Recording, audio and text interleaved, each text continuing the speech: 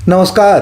कहानी कलश में आपका हार्दिक अभिनंदन है और आज मैं कक्षा 9वीं के लिए उसके संपूर्ण व्याकरण को भाग को लेकर आया हूँ, उपस्थित हुआ हूँ। अब उस व्याकरण भाग में क्या क्या है, उसमें शब्द और पद, अनुस्वार और अनुनासिक, उपसर्ग और प्रत्यय, वाक्य, विराम चिन्ह, संधि, ये व्याकरण भाग हैं। कुल 16 अंक के व्याकरण होंगे, ऐसा सीबीएसई के अनुसार हमें दिया गया है। यही प्रश्न पत्र में भी पूछे जाएंगे।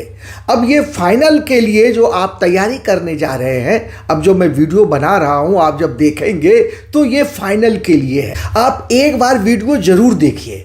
क्यों?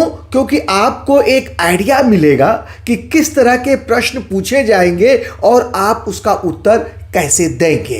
ये इस वीडियो में मैंने कोशिश की है कि सबसे पहले मैं हर एक की परिभाषा और आपको मैं बताऊं और फिर उसके बाद जो प्रश्न लेकर मैं उपस्थित हुआ हूं उन प्रश्नों को आपको उसके उत्तर मैं एक्सप्लेन करके उसको बताऊं कि ये प्रश्न सही है तो क्यों है, गलत है तो क्यों है, इसका उत्तर क्या होगा, अगर है तो यह है तो क्यों है यह उत्तर। ये मैं आप इसके साथ में बताऊंगा जिससे कि आपकी जितने भी डाउट्स हैं वो सारे क्लियर हो जाएंगे। इस वीडियो को देखने से सबसे बड़ा फायदा ये है कि व्याकरण में जितने भी डाउट्स आपके मन में हैं वो सारे डाउट्स क्लियर हो जाएंगे। तो आइए शुरू करते हैं। सबसे पहले शब्द और पद। शब्द और पद क्या है?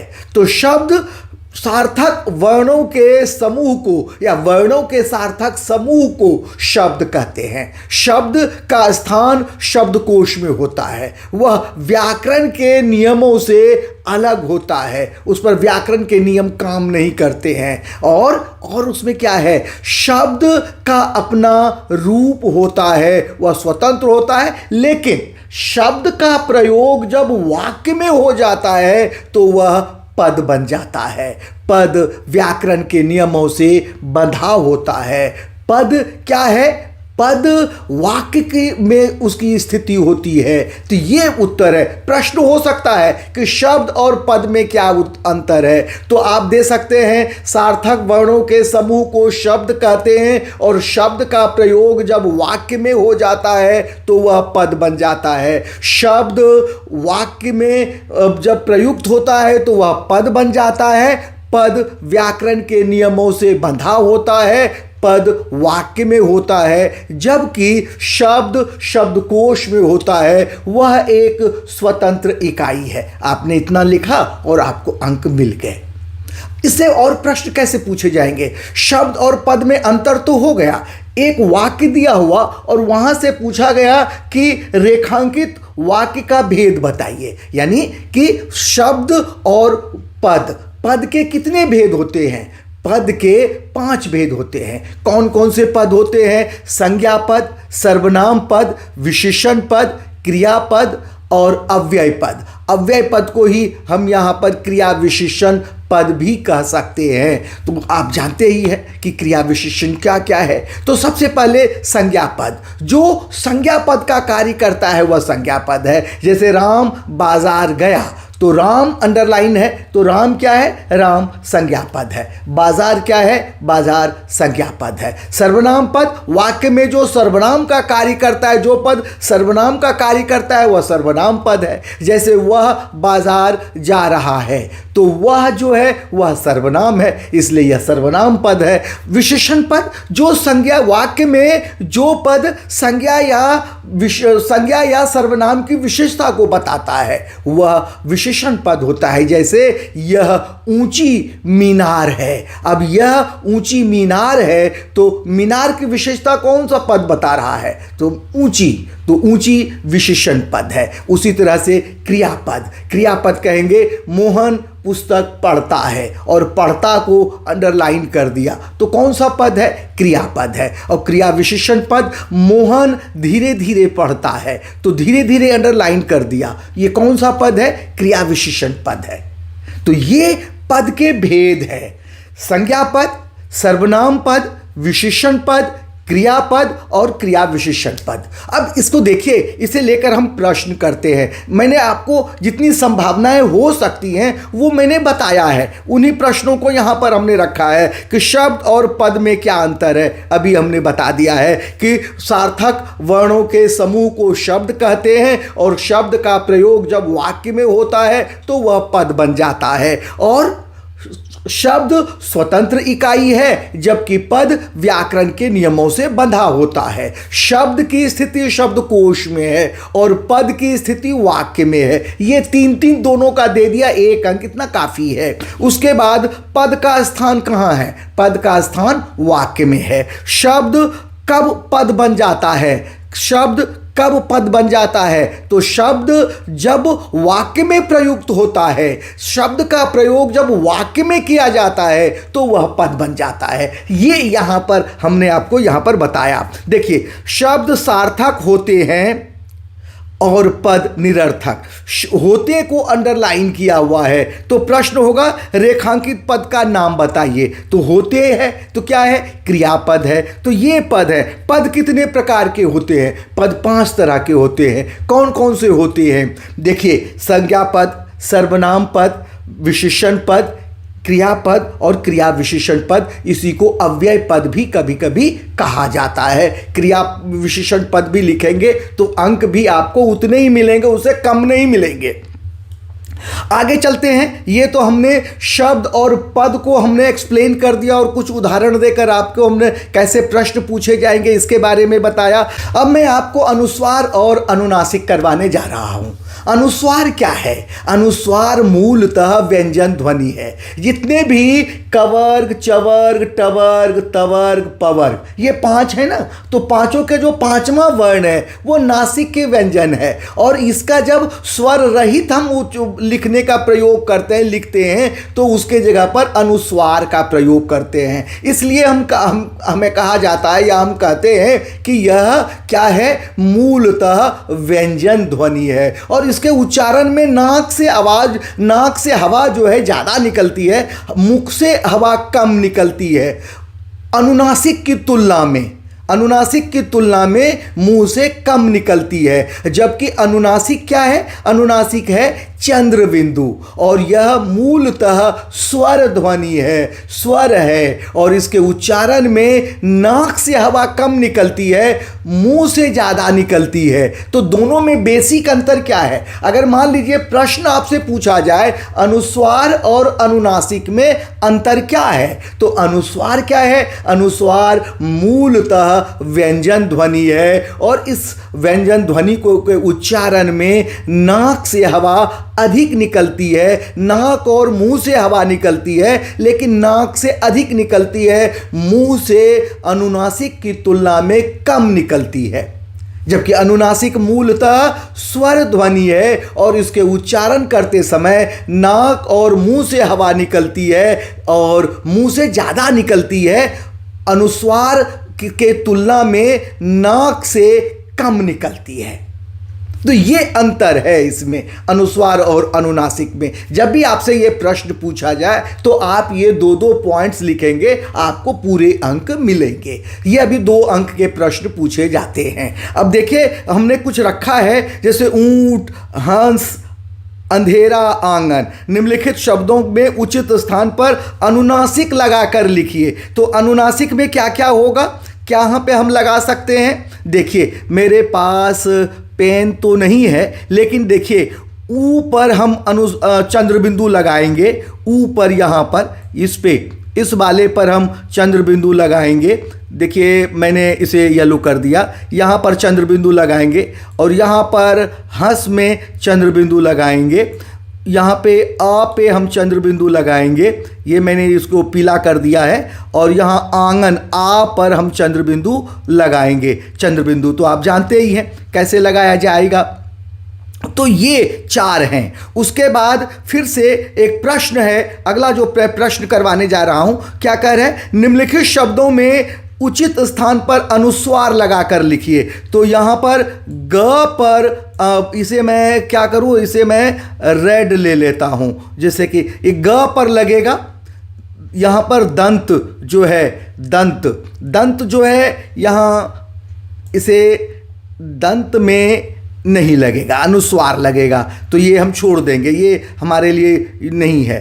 खंड में कहाँ लगेगा उचित ये अच्छा, ये प्रश्न दंत ग पे लगेगा, द पे लगेगा अनुस्वार, ये भी देखिए मैं रेड कर देता हूँ। उसके बाद ये ख पे लगेगा अनुस्वार, ये भी मैं रेड कर देता हूँ। यहाँ पर ब पे लगेगा बंध, जैसे गंगा, दंत, खंड, बंध, संरचना, यहाँ पे स पे लगेगा, ये स जो है केवल इस पर अनुस्वार लगेगा, और यहाँ संयत पर लगेगा ये, और यहाँ अंक पर लगेगा, ये देखिए अंक पर लगेगा। इसे भी हमने लाल से कर दिया है, जैसे कि आप ऊंट और हंस, हंस और अंधेरा और आंगन, ये चार जो हमने उदाहरण दिए हैं। अच्छा ध्यान दीजिए, हंस, हंस पे अगर चंद्र बिंदु लगाते हैं तो हंस क्रिया है, और अनुस्वार लगा देते हैं तो हंस, हंस क्या है, नाउन है, पक्षी कहते हैं। तो इस तरह से उसे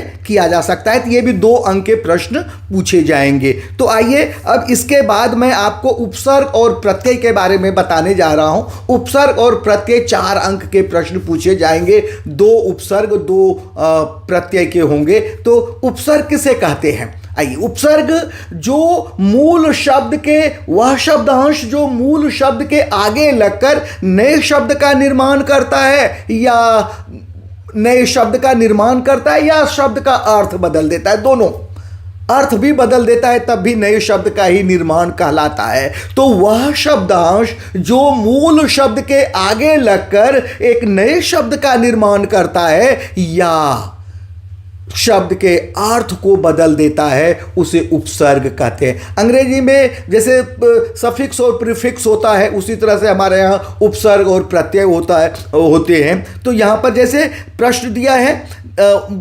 दुर्भाग्य, दुर्भाग्य शब्द में कौन सा उपसर्ग है? देखिए, दुर्भाग्य में कौन सा है? दुर, दुर, द छोटा उ की मात्रा, र, दुर्भाग्य, यहाँ पे र आधा होगा।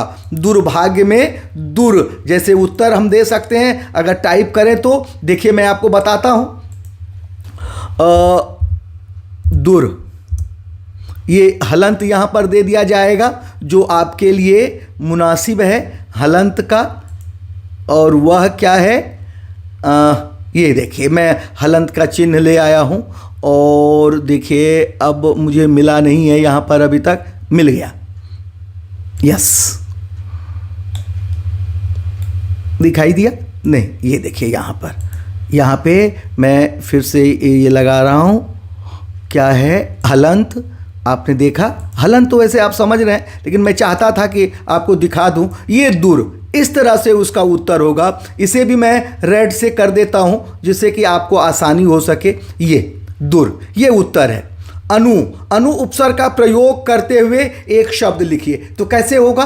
अनुभाग, अनुगमन, ये इस तरह से, यानी गमन मूल शब्द है, अनु है। प्रश्न कैसे पूछा जाएगा? मान लीजिए अनुगमन दे दिया और आपसे कहा जाए उपसर्ग और मूल शब्द अलग कीजिए, तो अनु उपसर्ग है, गमन क्या है? गमन मूल शब्द है, तो अनुगमन हो गया। या अनु प्रत्यय उपसर्ग दे दिया और उसे आपसे कहा गया कि मूल शब्द में लगाकर इस उपसर्ग का प्रयोग करते हुए एक शब्द लिखिए, तो उसी तरह से बना सकते हैं। अनुपस्थित, अनु जमा उपस्थित होता है वैसे, अनुगमन, अनुसार, इस तरह से बना सकते हैं।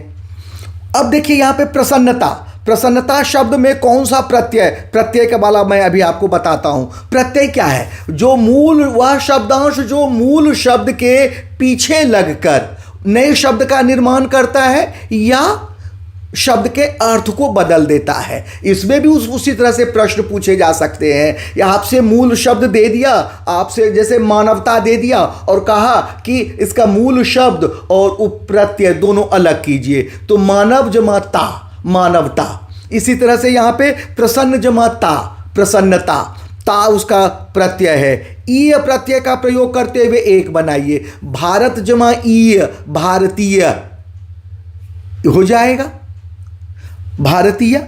समाज में इक प्रत्यय का को जोड़कर एक नया शब्द बनाइए, सामाजिक। समाज जमा इक सामाजिक, ये इस तरह से बने। इतिहास जमा इक ऐतिहासिक, इस तरह के उपसर्ग और प्रत्यय होते हैं। तो एक बार फिर से करते हैं कि उपसर्ग क्या है। वह शब्दांश जो मूल शब्द के आगे लगकर नए शब्द का निर्माण करता है या शब्द का अर्थ बदल देता है, वह उपसर्ग कहलाता है। जैसे वी जमा ज्ञान विज्ञान, प्र जमा योग प्रयोग, इस तरह से अ जमा मर अमर, इस तरह से जो शब्द है उपसर्ग हैं उससे नए शब्द का निर्माण हो जाता है। अगला जो है प्रत्यय क्या है। वह शब्दांश जो मूल शब्द के पीछे लगकर नए शब्द का निर्माण करता है या अर्थ को बदल देता है, उसे प्रत्यय कहते हैं। जैसे मानव जमाता मानवता, प्रसन्न जमाता प्रसन्नता, उसके बाद हम दे सकते हैं लखनवी, लखनऊ जमा ई लखनवी। उसी तरह से हम दे सकते हैं ऐतिहासिक, इतिहास जमा इक ऐतिहासिक। उसी तरह जमा दे सकते हैं प्यास जमा आ प्यासा। एक बार और हम गरीब जमा ई गरीबी, दुख जमा ई दुखी। इस तरह से प्रत्यय लगाकर नए शब्द का हम प्रयोग करते हैं। तो अब उपसर्ग और प्रत्यय तो हो गया। उपसर्ग और प्रत्यय के बाद हम आगे जो करने जा रहे हैं वह है संधि। देखिए संधि में स्वर संधि आना है। संधि के तीन संधि क्या है। संधि क्या है कि दो निकटतम वर्णों के मेल से जो विकार होता है उसे संधि कहते हैं। इतना तो क्लियर है। संधि के तीन भेद हैं। कौन कौन से भेद हैं। स्वर संधि, व्यंजन संधि और विसर्ग संधि। व्यंजन और विसर्ग हमारे सिलेबस में है ही नहीं, तो उसे हम करेंगे ही नहीं। हम करेंगे स्वर संधि। स्वर संधि किसे कहते हैं। दो निकटतम स्वरों के मेल से जो विकार होता है उसे स्वर संधि कहते हैं। अब यहां पर स्वर संधि के कितने भेद हैं। 5 भेद हैं। कौन कौन से भेद हैं स्वर संधि के। दीर्घ संधि, गुण संधि, वृद्धि संधि, यण संधि और आयाति संधि। ये 5 भेद हैं और पांचों की मैं परिभाषा पहचानने का जो तरीका नियम है वह और कुछ उदाहरण द्वारा स्पष्ट करूंगा। और फिर यहाँ पर मैं कुछ प्रश्न भी लेकर आया हूँ कि उस क्या क्या प्रश्न पूछे जा सकते हैं, तो वह भी आपसे हम पूछेंगे। तो आइए शुरू करते हैं। शुरुआत कहाँ से करें। शुरुआत है करेंगे दीर्घ संधि से। दीर्घ संधि में क्या है कि जब एक ही समान वर्ग के स्वर जब आते हैं के बाद जब समान वर्ग का ही स्वर आ जाता है, जैसे आ ये समान वर्ग है, ई और ई ये भी समान वर्ग है, उ और उ ये समान वर्ग है, तो इसके जब एक साथ आ जाए तो दीर्घ रूप हो जाता है। जैसे हिम जमा आलय हिमालय, विद्या जमा अर्थी विद्यार्थी, देव जमा आलय देवालय, ये सारे आ इस तरह से हैं। यानी अ के बाद अगर अ आए तो आ हो जाएगा, अ के बाद आ आए तो आ हो जाएगा, आ के बाद अ आए तो आ हो जाएगा, आ के बाद आ आए तो आ हो जाएगा। हर रूप में दीर्घ रूप होगा। हिम जमा आलय हिमालय, इस तरह से। उसी तरह से अगला जब ई के बाद ई आए तो ई, और ई के बाद ई आए तो ई। जैसे गिरि जमा ईश गिरीश, बड़ी की मात्रा लगेगी। हरि जमा ईश हरीश। इस तरह से जो उदाहरण है ये दीर्घ संधि के उदाहरण हैं। अगला जब मैं आपको करवाने जा रहा हूं वह है क्या। अगला है गुण संधि। गुण संधि, गुण संधि में क्या है। गुण संधि में जब अ के बाद ई आए तो ए हो जाता है, और अ के बाद उ आए तो ओ हो जाता है। इसी तरह से अ के बाद अगर री आए तो अर हो जाता है। अब देखिए उदाहरण, ये हमने नियम दिया। जैसे नर जमा ईश नरेश, ये गुण संधि है। उसी तरह से नर जमा इंद्र नरेंद्र, देव जमा इंद्र देवेंद्र, ये गुण संधि के उदाहरण है। उसे सूर्य जमा उदय सूर्योदय, चंद्र जमा उदय चंद्रोदय। यहाँ पे च अ के बाद उ आया और ओ बन गया। उसी तरह से महाजमा ऋषि महर्षि, अ के बाद या आ के बाद जो है वह री आने पर क्या होता है महर्षि, महर्षि रेफ बन जाता है, अर बन जाता है तो महर्षि हुआ। देव जमा ऋषि, देवर्षि। महाजमा ऋषि, महर्षि। राजा जमा ऋषि, राजर्षि। इस तरह से उदाहरण होंगे। तो ये गुण संधि है। उसके बाद गुण संधि के बाद क्या है? वृद्धि संधि। वृद्धि संधि में क्या है कि अ के बाद अगर ए आए तो ऐ हो जाएगा, और अ के बाद ओ आए तो औ हो जाएगा। उदाहरण देखिए, सदा जमा एब, सदैव। वन जमा ओग, वनोग। या वन जमा औषधि, वनौषधि। इस तरह से तथा जमा एव, तथैव। जैसे इस तरह से इसके उदाहरण है। किसके? वृद्धि संधि के। अब मैं आपको यण संधि बताने जा रहा हूं। यण संधि क्या है? यण संधि अभी तक हमने देखा कि अ के बाद कोई भिन्न स्वर आ रहा है और फिर बदल रहा है, लेकिन यहां पर क्या है? अब अ नहीं आएगा, अब ई के बाद अगर भिन्न स्वर आ जाए तो ई का य हो जाता है, और बाद वाला जो स्वर जो भी होगा वह मात्रा का काम करेगा। जैसे इति जमा आदि, इत्यादि। यदि जमा अपि, यद्यपि। ये दोनों पहले ई आया और बाद में आ आया तो उसका मात्रा का काम कर गया। तो इति जमा आदि, इत्यादि। यदि जमा अपि, यद्यपि। उसी तरह से अगर ऊ के बाद भिन्न स्वर आए तो ऊ का वह हो जाता है। जैसे सुजमा आगत, स्वागत। सुजमा अच, स्वच्छ। इस तरह से हुआ। अब कह रहा है कि री के बाद अगर भिन्न स्वर आए तो र हो जाएगा। जैसे पितृजमा आज्ञा, पित्राज्ञा। मातृजमा आज्ञा, मात्राज्ञा। ध्यान दीजिए, यहां मातृ जमा आज्ञा, तो यहां दो नियम लग रहे हैं। एक संधि का नियम तो लगा, साथ ही त्र जो है पितृ, त वहां पर त और र का बनता है तो त्र बन जाता है। तो इसलिए यह पितृ से जब हम री को हमने निकाल लिया त से, तो आधा त बचा, और उधर र नियम से आया हमारे पास। त और र मिलकर त्र बन गया, और आज्ञा वहां था तो पित्राज्ञा। इस तरह से ये बना मातृजमा आज्ञा, मात्राज्ञा, पितृजमा आज्ञा, पित्राज्ञा। तो ये यण संधि के नियम है, ये अभी हमने आपको बताया है। अब मैं आपको बताने जा रहा हूं अयादि संधि। अयादि संधि क्या है? अभी तक हमने देखा, अ का हमने देख लिया, ई का देख लिया, ऊ का देख लिया, री का देख लिया। अब ए के बाद अगर भिन्न स्वर आए तो क्या होगा? ऐ हो जाएगा, और ऐ के बाद भिन्न स्वर आए तो आय हो जाएगा। जैसे ने जमा या चे जमा अन, चयन। ने जमा अन, नयन। ये तो ए के बाद हुआ। नय जमा इका, नायिका।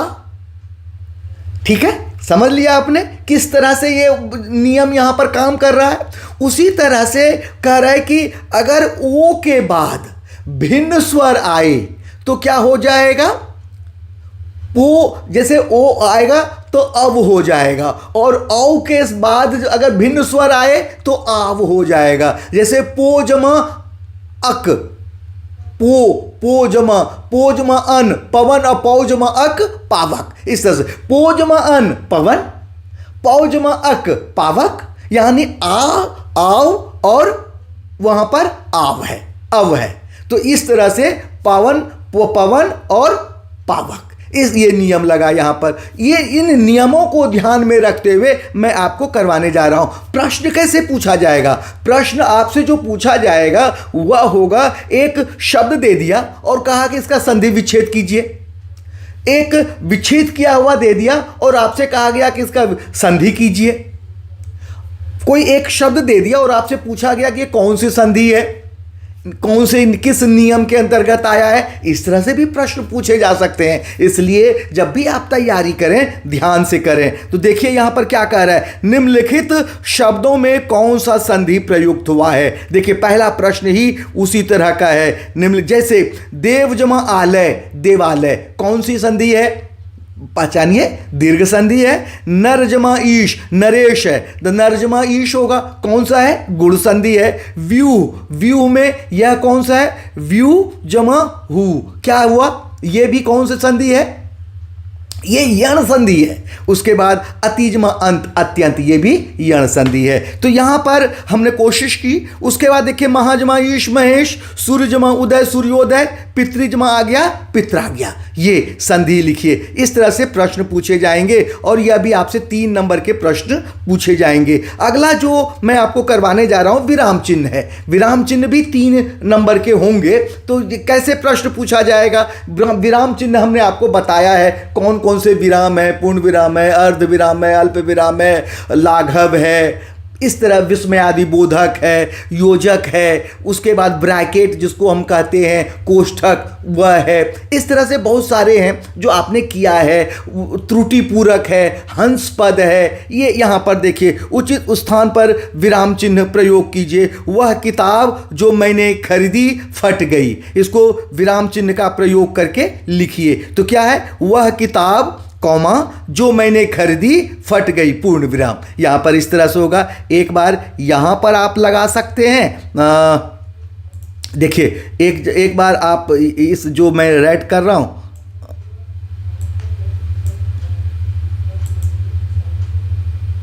नहीं इसमें निशान नहीं लग सकते, किताब के बाद लगा सकते हैं और उसके बाद यहाँ पर पूर्ण विराम, गई के बाद पूर्ण विराम लगा सकते हैं। ये उसके बाद क्या कह रहे हैं? ये जो चिन्ह दिया हुआ है ये कौन सा है? तो ये विस्मयादि बोधक चिन्ह है। तो नाम लिखिए, नाम लिखने के लिए कह रहा है विस्मयादि बोधक है। उसके बाद कह रहे हैं हमें माता पिता का आदर करना चाहिए और ये डैश है। माता के बाद कुछ आएगा विराम चिन्ह, उसके बाद हम लिखेंगे। तो क्या आएगा? कौन सा आएगा? योजक चिन्ह। योजक चिन्ह आएगा यहाँ पर, दोनों को जोड़ने वाला, माता पिता को जोड़ने वाला योजक चिन्ह आएगा। विराम चिन्ह लगाकर लिखिए। निम्नलिखित में से लाघव चिन्ह का एक उदाहरण दीजिए। उदाहरण शब्द का ये स्पेलिंग गलत है, लेकिन लाघव चिन्ह जैसे प्रोफेसर लिखते हैं तो प्रोफेसर को इतना बड़ा ना लिखकर प्र और ओ की मात्रा और बिंदी दे देते हैं बगल में, प्रोफेसर हो गया। डॉक्टर लिखेंगे तो वहां पर भी लाघव, साइड में जो डॉक्टर के साथ हम लगा देते हैं, डॉट देते हैं, उसे वो लाघव चिन्ह है। पंडित हम लिखते हैं तो ऊपर अनुस्वार प, ऊपर अनुस्वार और साइड में हम डॉट दे देते हैं, तो वह लाघव चिन्ह है। तो इस तरह से हम क्या करते हैं? इस तरह से हम विराम चिन्हों का प्रयोग करते हैं। इसके बाद मैं आपको वाक्य करवाने जा रहा हूं।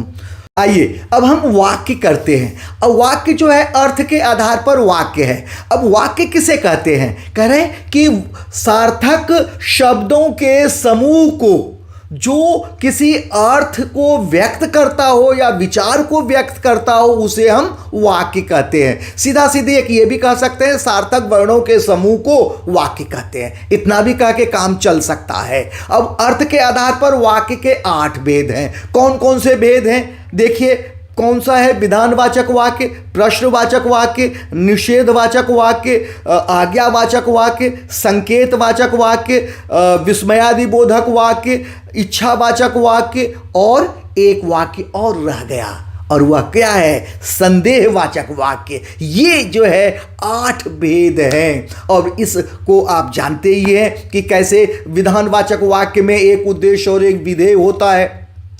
प्रश्नवाचक वाक्य में वाक्य के अंत में प्रश्न किया जाता है, क्या तुम्हारा नाम क्या है? प्रश्नवाचक चिन्ह दे दिया। विस्मयादि और विधानवाचक वाक्य का उदाहरण क्या है? सूर्य पश्चिम में डूबता है, पूर्ण विराम। ये एक विधानवाचक वाक्य है, साधारण वाक्य भी जिसको हम कहते हैं। निषेधवाचक वाक्य में न नहीं का प्रयोग होता है। वह बाजार नहीं जाएगा या मैं बाजार नहीं जाऊंगा, नहीं का प्रयोग हुआ। नहीं, मत का प्रयोग होता है, न का प्रयोग होता है। इस तरह से निषेधवाचक वाक्य में। इच्छावाचक वाक्य में इच्छा व्यक्त की जाती है। शायद नहीं, हम कहें काश मैं डॉक्टर बन जाऊं, काश मेरे परीक्षा में मेरे अच्छे अंक आ जाएं। ये इच्छावाचक वाक्य है। आज्ञावाचक वाक्य, जाओ बाजार से सब्जी ले आओ, पढ़ने बैठ जाओ, ये सब आज्ञावाचक वाक्य है। उसी तरह से संकेतवाचक वाक्य में एक वाक्य का दूसरे वाक्य में संकेत होता है। जैसे यदि आप परिश्रम करेंगे तो अच्छे अंक आएंगे। यदि यानी अच्छे अंक आएंगे कब? जब आप परिश्रम करेंगे। आज छुट्टी है क्योंकि मंगलवार है। कारण है, एक में संकेत दिया हुआ है, एक भाग में संकेत है, दूसरे भाग में क्रियापूर्ण हो रही है वाक्य में, तो ये संकेतवाचक वाक्य है। संदेह में शायद लगाकर हम प्रयोग करते हैं कि हो सकता है लगाकर प्रयोग करते हैं। शायद आज वर्षा हो, शायद आज पिताजी मुंबई से आए। तो इस तरह से जब हम वाक्य बनाते हैं तो वह हो जाता है हमारा संदेहवाचक वाक्य, आज्ञावाचक हो ही गया। अब उसके बाद इच्छावाचक वाक्य में काश लगाकर हम बना सकते हैं। ये काश है, मेरे अच्छे अंक आए। और एक और हम कह सकते हैं कि विस्मयादि बोधक में हर्ष, खुशी, विस्मय, हैरानी, आश्चर्य जब हम व्यक्त करते हैं तो विस्मयादि बोधक वाक्य होता है। वाह कितना सुंदर दृश्य है। ये है आज्ञावाचक में वाक्य में एक और हम दे सकते हैं, कृपया मुझे एक गिलास पानी दीजिए। इस तरह से हम वाक्य को हम कर सकते हैं और वाक्य का उदाहरण भी दे सकते हैं। देखिए प्रश्न कैसे पूछा जाएगा। मोहन पुस्तक पढ़ो, अर्थ की दृष्टि से वाक्य भेद बताइए। कौन सा वाक्य है? आज्ञावाचक वाक्य है। इच्छावाचक वाक्य का एक उदाहरण लिखिए और कारण भी स्पष्ट कीजिए। तो जैसे काश मैं मुंबई जा पाती या काश मैं मुंबई जा पाता, तो यहाँ पर इच्छावाचक वाक्य है। तो हम कह सकते हैं कि यहाँ वक्ता के द्वारा इच्छा व्यक्त की गई है, इसलिए यह इच्छावाचक वाक्य है। प्रश्न देखिए, कारण भी आपसे पूछा गया है, उदाहरण लिखिए और कारण भी बताइए कि क्यों इच्छावाचक वाक्य है। तो काश मैं मुंबई जा पाती या काश मैं मुंबई जा पाता, तो यहां पर यह इच्छावाचक वाक्य है। यह इच्छावाचक वाक्य इसलिए है क्योंकि वक्ता द्वारा यहां इच्छा व्यक्त की गई है, इसलिए यह इच्छावाचक वाक्य है। आपने इतना लिखा और आपको पूरे अंक मिल गए। निषेधवाचक वाक्य का एक उदाहरण लिखिए। मैं बाजार नहीं जाऊंगा, ये हो गया, ये निषेधवाचक वाक्य है। इस वीडियो में मैंने यह रखने की कोशिश की आपके सामने कि अनुस्वार और अनुनासिक, शब्द और पद, उपसर्ग और प्रत्यय, वाक्य, अर्थ के आधार पर वाक्य, स्वर संधि और विराम चिन्ह, ये हमने रखने की कोशिश की। कितने अंक के प्रश्न पूछे जाएंगे यह भी बताया है। सबके हमने परिभाषा देकर, उदाहरण देकर किस तरह से प्रश्न पूछे जाएंगे वह भी आपके सामने रखा है। अगर आपने इस वीडियो को शुरू से अंत तक अगर आपने देख लिया तो मुझे आशा है कि आपके अच्छे अंक आएंगे और आप के जो डाउट्स हैं वो सारे क्लियर हो गए होंगे। अब मैं इजाज़त चाहता हूँ, आज्ञा चाहता हूँ। मिलते हैं जल्दी ही नए वीडियो में, तब तक के लिए धन्यवाद।